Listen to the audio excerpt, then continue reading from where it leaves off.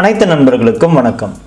இன்னைக்கு நம்ம AutoCAD tutorial சீரீஸில் ரிவிஷன் கிளவுடோடைய ஆப்ஷன்ஸ் இதை பற்றி தான் பார்க்க போகிறோம். வாங்க வீடியோக்குள்ளே போகலாம்.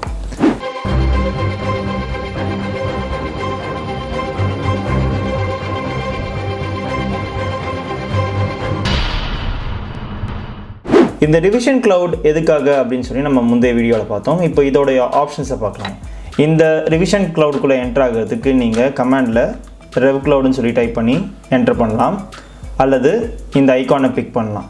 இப்போ இதில் என்ன ஆப்ஷன்ஸ் இருக்குது அப்படின்னா, ஆர்க் லென்த் அப்படின்னு ஒரு ஆப்ஷன் இருக்குது. இப்போ இந்த ஆர்க் லென்த்தை நீங்கள் பிக் பண்ணிங்கன்னா specify minimum length of an arc அப்படின்னு கேட்கும். நான் இந்த இடத்துல ஒரு 2 கொடுத்துக்கிறேன். Specify maximum length of an ஆர்க்குன்னு கேட்கும். இந்த இடத்துல வந்து ஒரு 5 கொடுத்துக்கிறேன். இப்போது நீங்கள் ஒரு ரிவிஷன் கிளவுட் வரையும் போது உங்களுக்கு இந்த ஆர்க் லென்த் வந்து பெருசாக இருக்கும். இதுதான் ஆர்க் லென்த் ஆப்ஷன். அடுத்தபடியாக இப்போ இந்த ரிவிஷன் கிளவுடை பிக் பண்ணுறீங்க. பிக் பண்ணதுக்கப்புறம் இந்த இடத்துல ஆப்ஜெக்ட் அப்படின்னு சொல்லி ஒரு ஆப்ஷன் இருக்குது. இந்த ஆப்ஜெக்டை கிளிக் பண்ணிவிட்டு உங்களுக்கு எந்த ஆப்ஜெக்டை நீங்கள் மாற்றணும்னு நினைக்கிறீங்களோ, ரிவிஷன் கிளவுடாக மாற்றணும்னு நினைக்கிறீங்களோ, அந்த ஆப்ஜெக்டை நீங்கள் கிளிக் பண்ணிங்கன்னா உங்களுக்கு அந்த ஆப்ஜெக்ட் ஃபுல்லுமே ரிவிஷன் கிளவுடாக ஆகிடும். இதில் ஒரு ஆப்ஷன் கேட்கும், அதாவது ரிவர்ஸ் டைரக்ஷன் எஸ் நோன்னு கேட்கும். இந்த ரிவர்ஸ் டைரக்ஷன் எஸ் கொடுத்தீங்கன்னா இந்த டைரக்ஷன் மாறிடும்.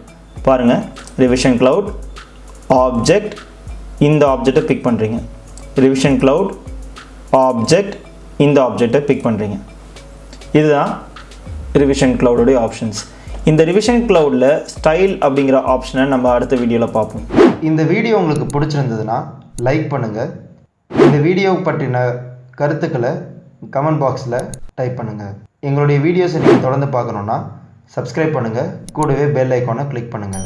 இந்த வீடியோ உங்களுக்கும் மற்றவர்களுக்கும் பயனுள்ளதாக இருக்கும் நீங்கள் நினச்சிங்கன்னா உங்கள் நண்பர்களுக்கு ஷேர் பண்ணுங்கள்.